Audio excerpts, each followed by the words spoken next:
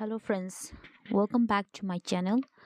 Ngasi aina tawdoriba video parchina Child Development and Pedagogy gi CTET paper 2 gi question analyze tawdoine. So, ngasi gi ahan question di to understand individual differences in development it is important. Angang singi individual difference understand tawnabai damakta khoina development ama lakpa matamda angang amaga manadrise asigi differences understand tawnabai damak kari important oibano sine piriba sigi option sidagi important oiba amma yauriyaba adu khandoine to look at the environment factor that affect the individuals.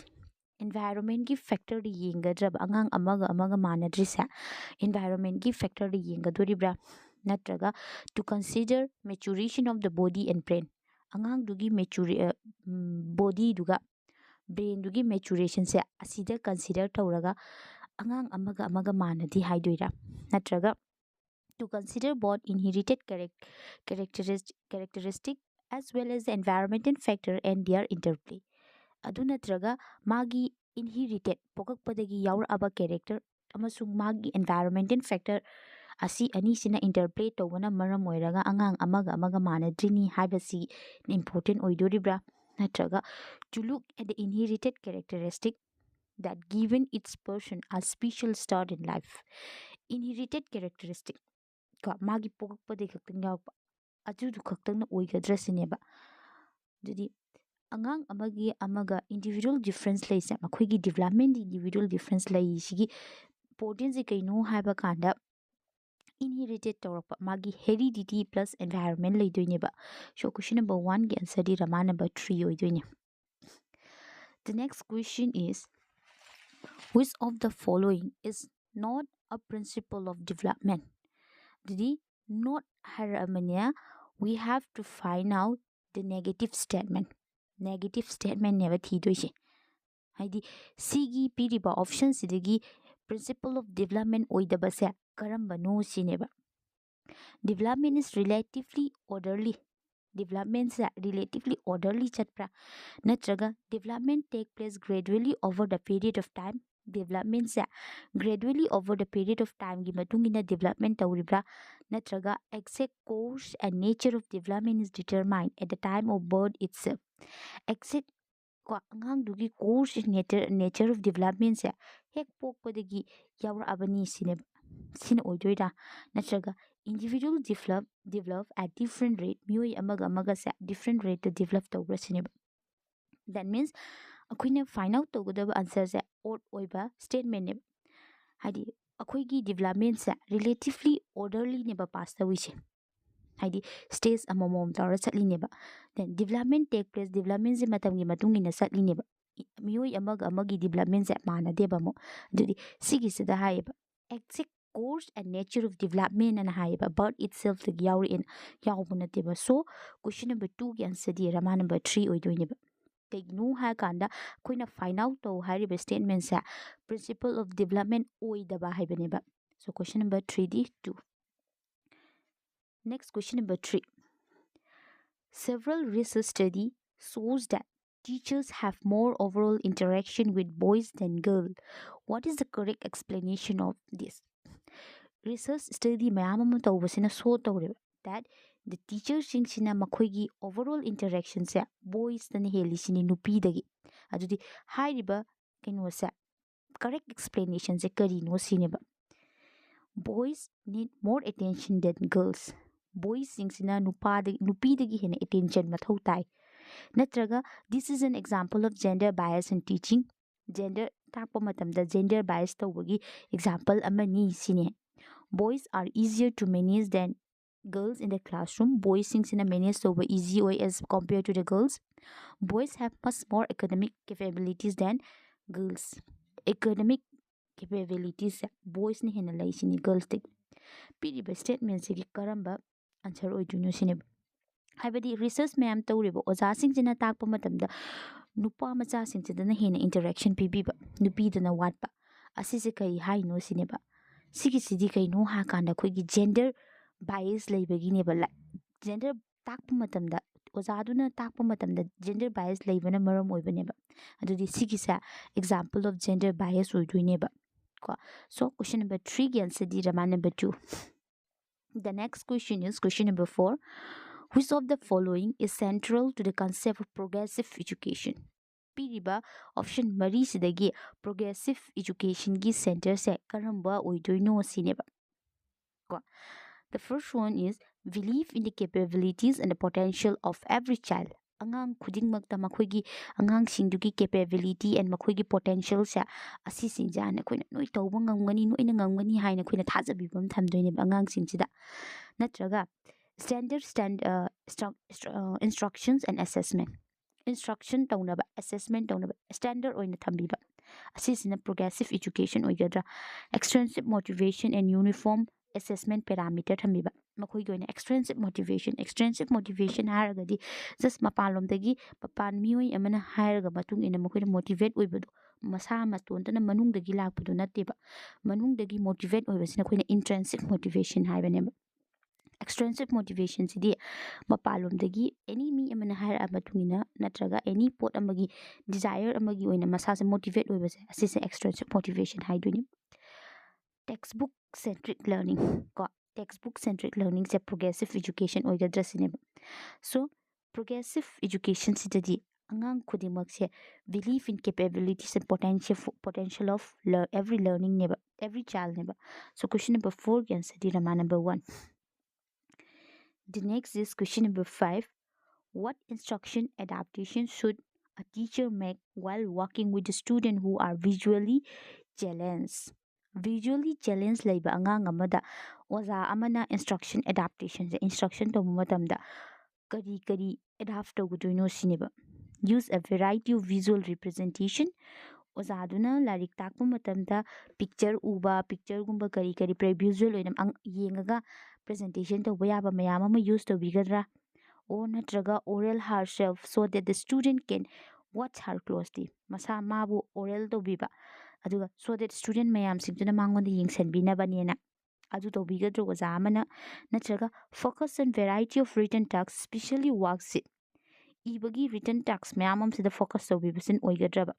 ꯑꯣ ꯅꯠꯇ꯭ꯔꯒ speak clearly and use a lot of touch and feel material. ꯌꯥꯝ ꯀꯟꯅ ꯀꯟꯅ ꯍꯥꯏꯗꯤ clearly ꯑꯣꯏꯕ ꯉꯥꯡꯕꯤꯕ clearly ꯑꯣꯏꯕ ꯉꯥꯡꯒꯗꯣꯏꯅꯦꯕ ꯀꯣ.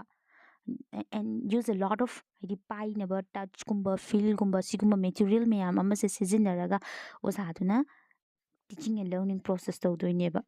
ꯍꯥꯏꯗꯤ visually challenge ꯂꯩꯕ ꯑꯉꯥꯡꯁꯤꯡꯁꯤꯗꯤ ꯎꯕꯗ ꯋꯥꯏꯅꯦꯕ. ꯍꯥꯏꯗꯤ ꯃꯈꯣꯏꯅ ꯁꯦꯡꯅ ꯎꯍꯟꯒꯦ ꯍꯥꯏꯔꯒꯗꯤ ꯃꯣꯏꯁꯦ ꯀ꯭ꯂꯥꯁꯔꯨꯝꯁꯤꯁꯨ ꯃꯃꯥꯡꯗ ꯐꯝꯍꯟꯕꯤꯕ ꯐꯥꯔꯁꯀꯤ ꯕꯦꯟꯁꯇꯒ ꯐꯝꯍꯟꯕꯤꯕ ꯗꯦꯟ ꯏꯕ ꯃꯇꯝꯒꯁꯦ ꯈꯔ ꯆꯥꯎꯅ ꯍꯥꯏꯗꯤ ꯀꯩꯅꯣ ꯉꯥꯡꯕꯒꯁꯦ ꯑꯣꯖꯥꯗꯨꯅ ꯉꯥꯡꯕꯒꯁꯦ ꯃꯈꯣꯟꯁꯦ clearly ꯁꯦꯡꯅ ꯁꯦꯡꯅ ꯉꯥꯡꯍꯟꯕꯤꯕ. ꯌꯥꯔꯤꯈꯩꯗꯤ ꯄꯥꯏꯕꯒꯨꯝꯕ ꯐꯤꯜ ꯇꯧꯕꯒꯨꯝꯕ ꯑꯁꯤꯒꯨꯝꯕ ꯃꯦꯇꯔꯤꯌꯦꯜꯁꯤꯡꯁꯦ ꯁꯤꯖꯤꯟꯅꯔꯒ ꯇꯥꯛꯀꯗꯣꯏꯅꯦꯕ. ꯁꯣ ꯀ꯭ꯋꯦꯁꯟ number 5ꯒꯤ ꯑꯟꯁꯔꯗꯤ ꯔꯃꯥ number 4 ꯀꯣ.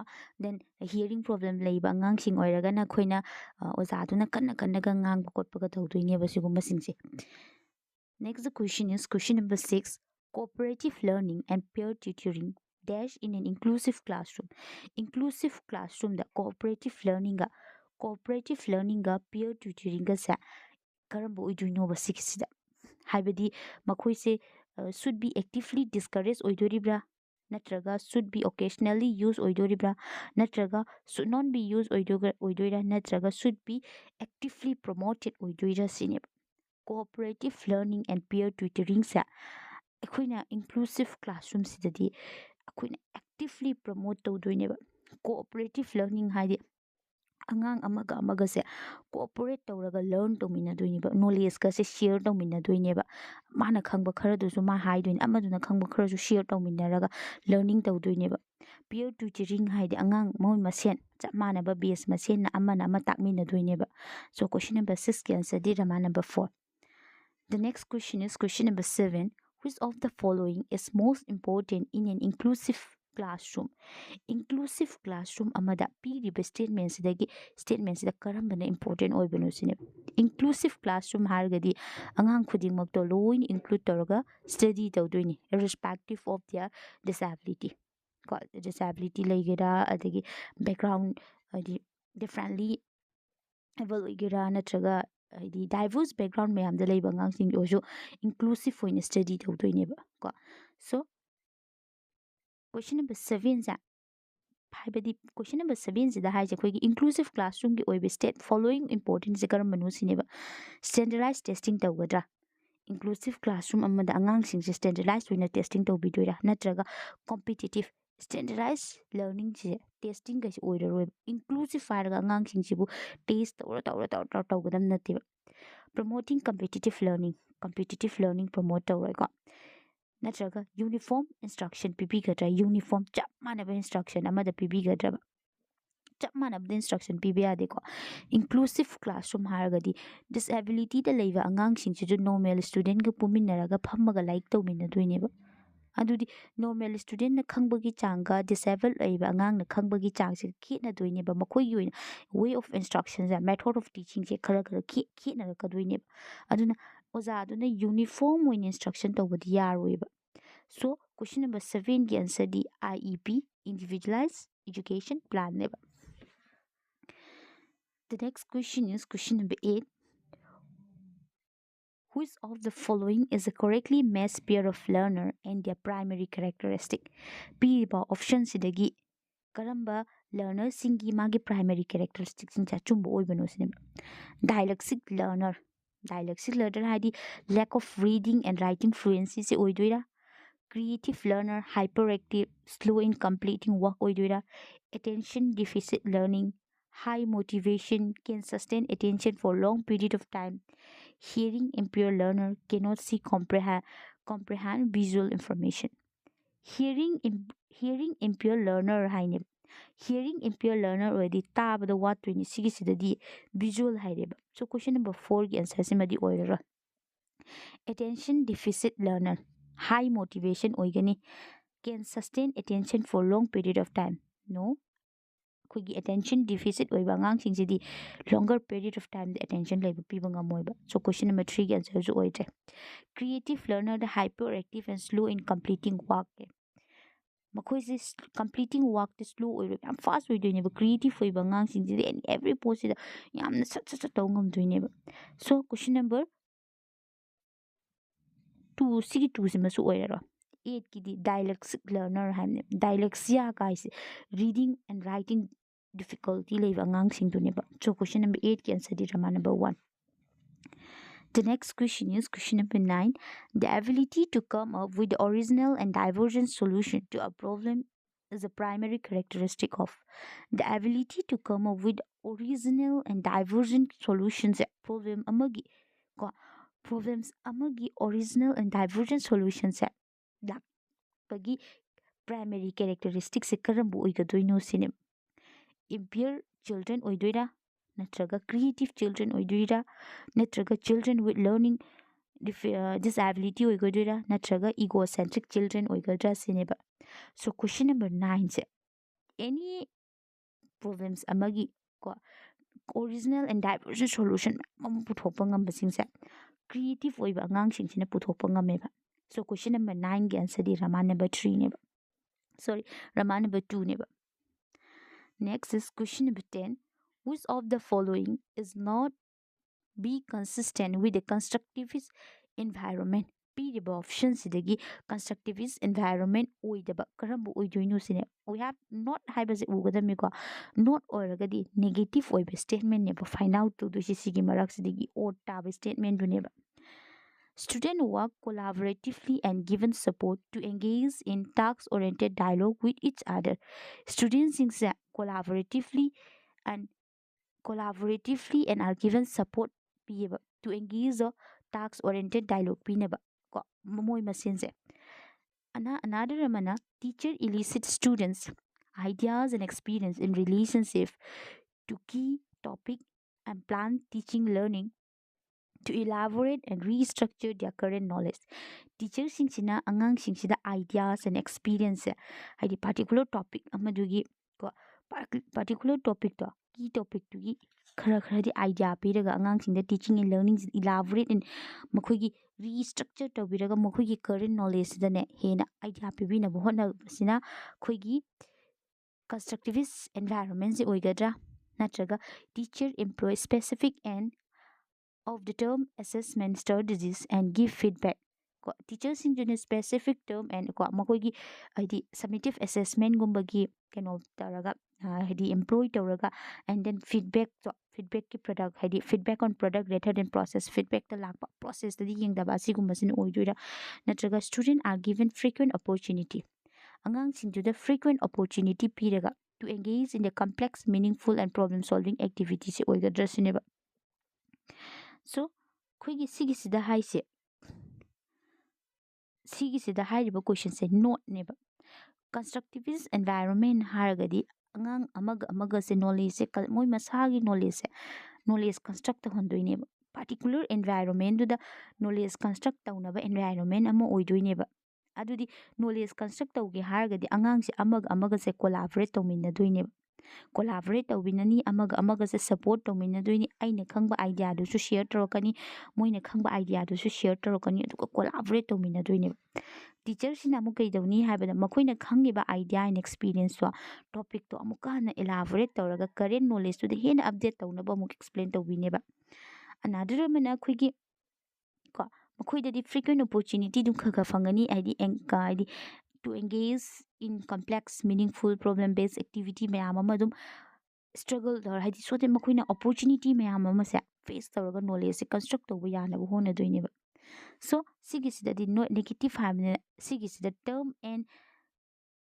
Teacher employ specific an of the term assessment strategy ꯍꯥꯏꯁꯦ ꯑꯦꯛꯖꯥꯝꯒꯤ ꯕꯦꯁꯇ ꯍꯥꯏꯗꯤ ꯑꯩꯈꯣꯏꯒꯤ summative assessmentꯒꯤ ꯕꯦꯁꯇ ꯑꯗꯨꯒꯤ ꯔꯤꯖꯜꯗꯣ ꯂꯧꯔꯒ ꯑꯃꯨꯛ ꯃꯣꯏꯒꯤ ꯐꯤꯗꯕꯦꯛꯇ ꯀꯩꯅꯣ ꯇꯧꯒꯗꯕꯒꯤ ꯀꯔꯤꯝ ꯔꯣꯜ ꯂꯩꯇꯦꯕ ꯁꯣ ꯀ꯭ꯋꯦꯁꯟ ꯅꯝꯕꯔ 10ꯒꯤ ꯑꯟꯁꯔꯗꯤ ꯔꯃꯥ ꯅꯝꯕꯔ 3ꯅꯤ ꯀꯩꯒꯤꯅꯣ ꯍꯥꯏꯔꯀꯥꯟꯗ ꯑꯩꯈꯣꯏꯅ ꯅꯦꯒꯦꯇꯤቭ ꯑꯣꯏꯕ ꯁ꯭ꯇꯦꯠꯃꯦꯟ ꯐꯥꯏꯟ ꯑꯥꯎꯠ ꯇꯧꯗꯣꯏꯅꯦꯕ the next is a teacher should encourage the student to set dash rather than dash ꯀꯔꯝꯕ ꯑꯣꯏꯗꯣꯏꯁꯨꯅꯦ a teacher should performance goal ꯅꯠꯇ꯭ꯔꯒ learning goals ꯑꯣꯏꯒꯗꯣꯏꯔꯥ ꯅꯠꯇ꯭ꯔꯒ failure avoiding goals max seeking goals ꯑꯣꯏꯗꯣꯏꯔꯥ mark seeking goals failure avoiding goals oidira learning goals and performance goal oidira teachers should encourage students to set learning goals rather than performance goal learning goal do set taunaba hotnadoineba teacher singjana angang singde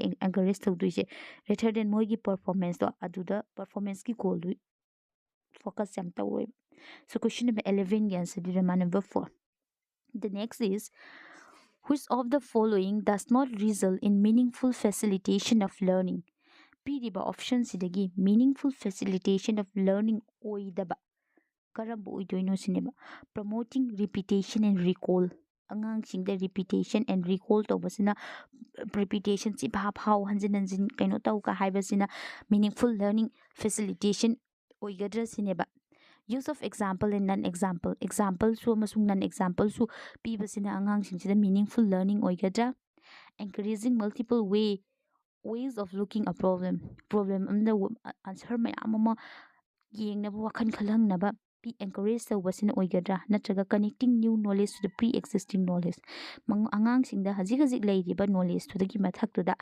anouba knowledge amagi amuk connect tawbibasina meaningful learning oigadra sineba meaningful learning oiba ha kan angang singduda example amasung non example khangan bangaman khangadune ko sisimadi meaningful learning neba another amana problems amaduda solution mayam puthorakna hotnabsisu meaningful learning amaneba hajik leiriba knowledge to anouba knowledge ga link up tawraga connection lehenba ngamasusu meaningful learning ama oirineba promoting repetition and recall chimpha bhaba kasinati so question number 1 gi answer di raman sorry question number 12 gi answer di raman number 1 neba the next is which of these is an example of extrinsic motivation gi example si karambano extrinsic motivation haiba maga koida in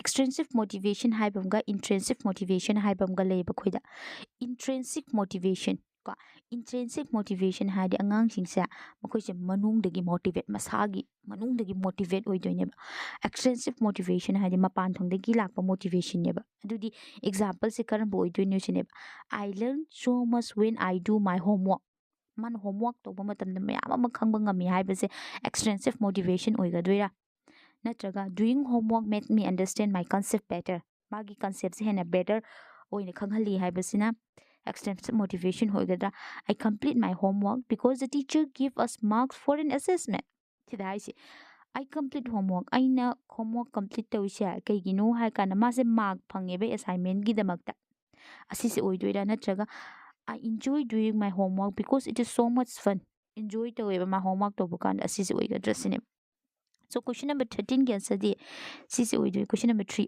option number 3 ꯁꯤ ꯑꯣꯏꯗꯣꯏꯅꯦꯕ I complete my homework because the teacher give us mark for an assessment for its assessment ꯇꯧꯕ ꯈꯨꯗꯤꯡꯒꯤ marks ꯄꯤꯔꯛꯏ ꯍꯥꯏꯕꯁꯦ ꯑꯁꯤꯁꯦ extensive motivationꯒꯤ exampleꯅꯦꯕ ꯃꯥꯔꯛꯇꯨꯒꯤꯗꯃꯛꯇꯅꯦꯕ ꯃꯥꯅ ꯍꯣꯠꯅꯔꯤꯁꯦ ꯃꯥꯁꯦ ꯈꯪꯒꯦ ꯍꯩꯒꯦ ꯍꯥꯏꯅ enjoy ꯇꯧꯒꯦ ꯍꯥꯏꯅ ꯍꯣꯠꯅꯕ ꯅꯠꯇꯦꯕ ꯃꯁꯥꯅ ꯈꯪꯅꯤꯡꯕ ꯃꯁꯥꯅ ꯇꯧꯅꯤꯡꯕ ꯐꯥꯎꯕ ꯃꯁꯥꯁꯦ ꯍꯩꯇ ꯌꯥꯗꯦꯅ ꯍꯥꯏꯔꯒ enjoy ꯇꯧꯊꯣꯛꯀꯦ ꯀꯥꯏꯅ ꯈꯜꯂꯒ ꯍꯣꯠꯅꯕ motivationꯁꯤꯅ intrinsic motivation ꯑꯣꯏꯗꯣꯏꯅꯦꯕ ꯃꯥꯔꯛꯀꯨꯝꯕ ꯆꯩ ꯆꯥꯗꯅꯕꯒꯨꯝꯕꯒ homeworkꯀ ꯇꯧꯕꯁꯦ extrinsiveꯅꯦꯕ the next is in a primary classroom a teacher should primary classroom sidadi teacher sina kaidawni haga not give any example and non example neba question number 14 gi answer di rama number 3 in a primary classroom dadi teacher sina any example and non example piroiba moidadi angang macha gi sidadi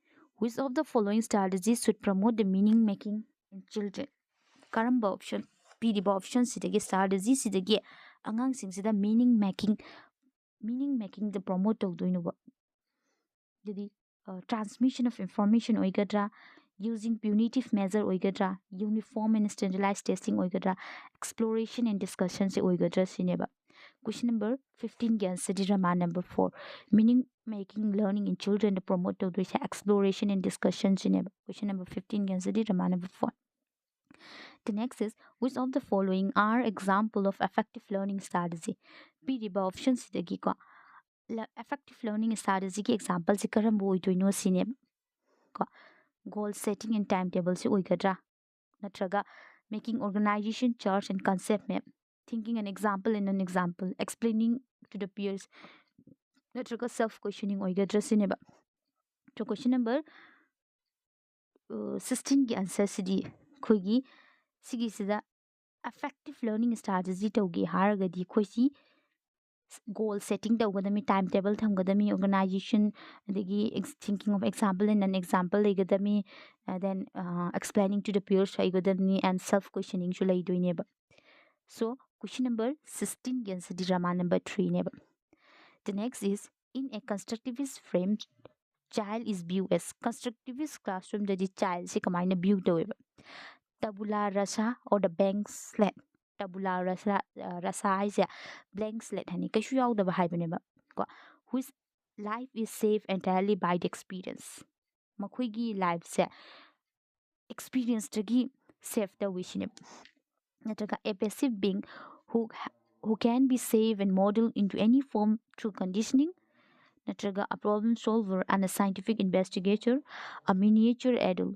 which is less than adult in all the aspects such as size cognition emotion oigadresineba so question number 17 is constructivist na frame ta wise child sing se kaino haiba kanda problem solver amani and a scientific investigator ni haina ne so question number 17 ga answer di rama number 3 the next is a teacher role while using a cooperative learning in her class teacher ki role ko teacher du na mana cooperative learning to matamda magi kari role oidoinoba is to leave the class and let the children work on their own class to thadu ga angang masa matom tan dum tawhan basina oigadra sisimadi oiraroi ko is to be supportive and monitor its ꯑꯉꯥꯡꯁꯤꯡꯁꯦ supportive ꯑꯣꯏꯔꯒ monitor group ꯈꯨꯗꯤꯡꯃꯛꯇꯣ monitor ꯇꯧꯔ ꯊꯝꯒꯗꯕꯅꯤ ꯑꯣ ꯅꯠꯇ꯭ꯔꯒ is to support the group which has the bright and talented children ꯁꯤꯁꯦ ꯃꯟꯁꯨ ꯄꯤꯌꯣꯔ ꯅꯦꯒꯦꯇꯤꯞ ꯑꯣꯏꯕ ꯁ꯭ꯇꯦꯠꯃꯦꯟꯅꯤ ꯕ꯭ꯔꯥꯏꯠ ꯑꯦꯟ ꯇꯦꯂꯦꯟꯇꯦꯠ ꯁ꯭ꯇꯨꯗꯦꯟ ꯈꯛꯇ ꯀꯃꯥꯏꯅ ꯁꯄꯣꯔꯠ ꯇꯧꯗꯣꯏꯅꯣ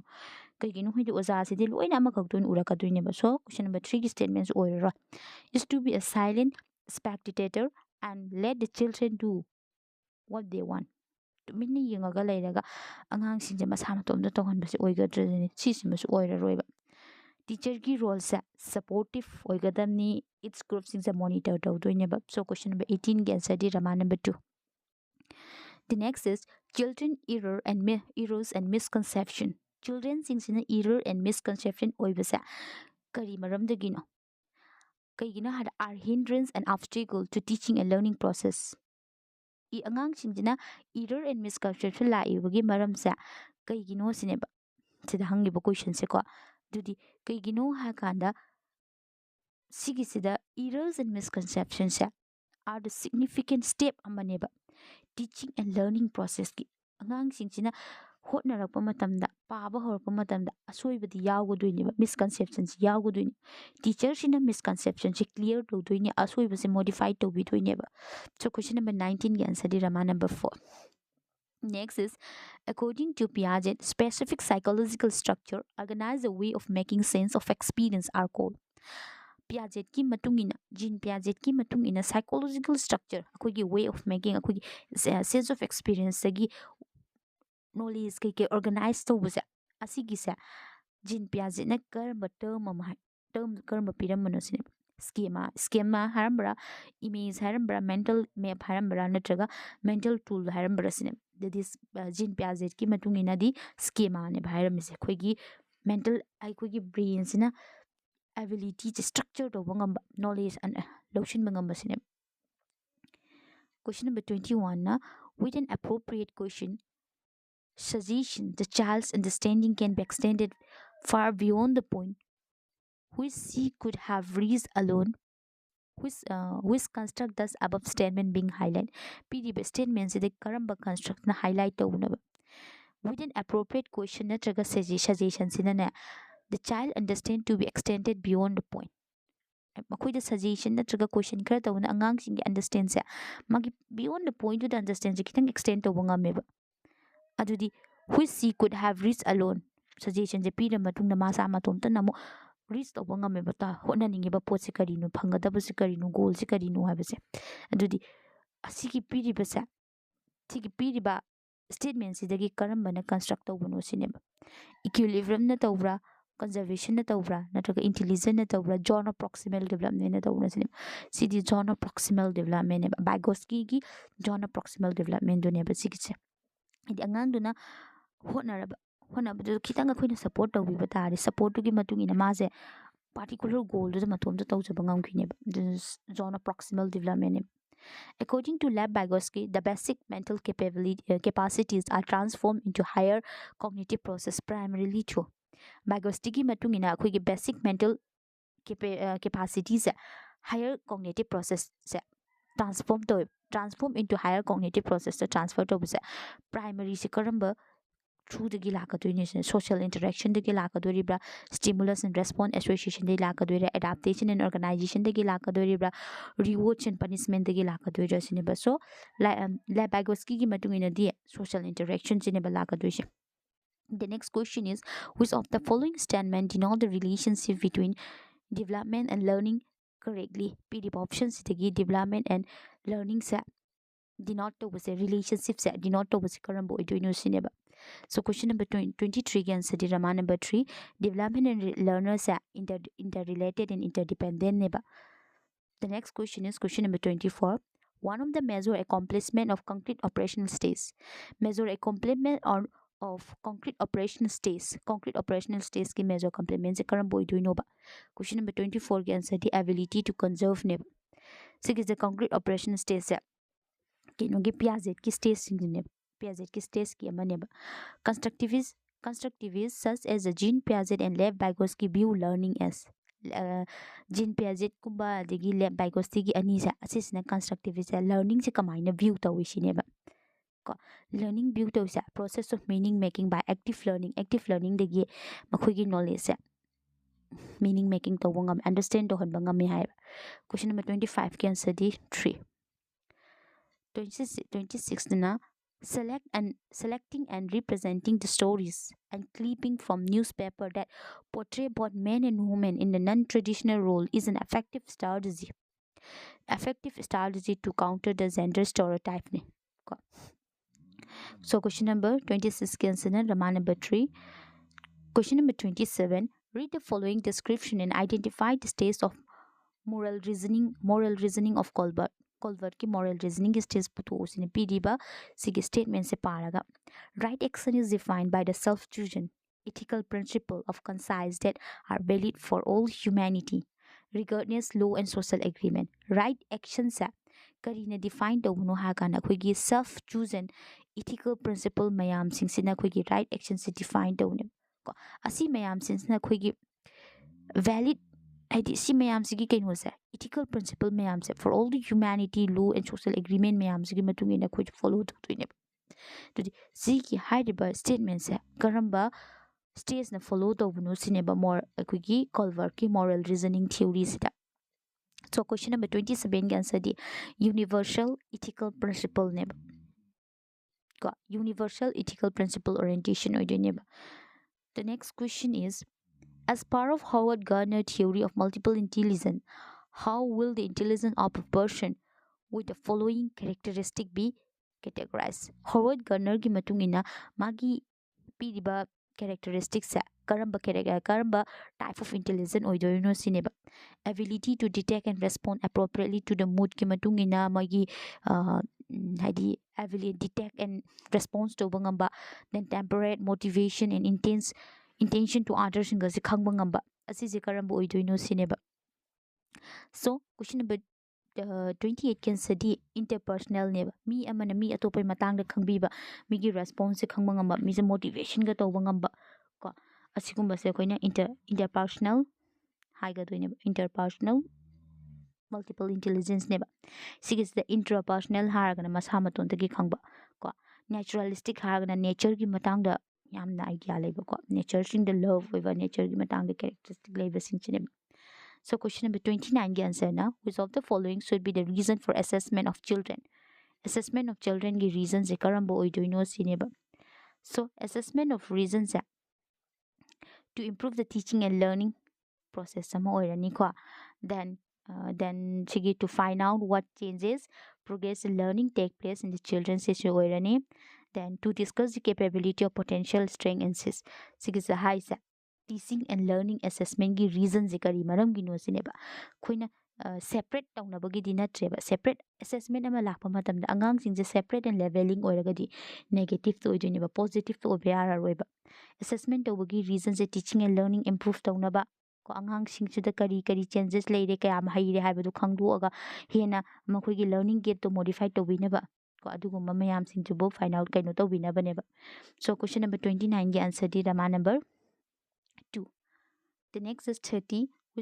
Which of the following played an important role in the child socialization? Child ki socialization the important role played over se kana kana no chineba. Media, school, family, neighborhood mari mak play taweba. So question number 30 gi answer di Rama number 3. So ngasi gi sidal lo shile video sukar sangdokre. Thank you.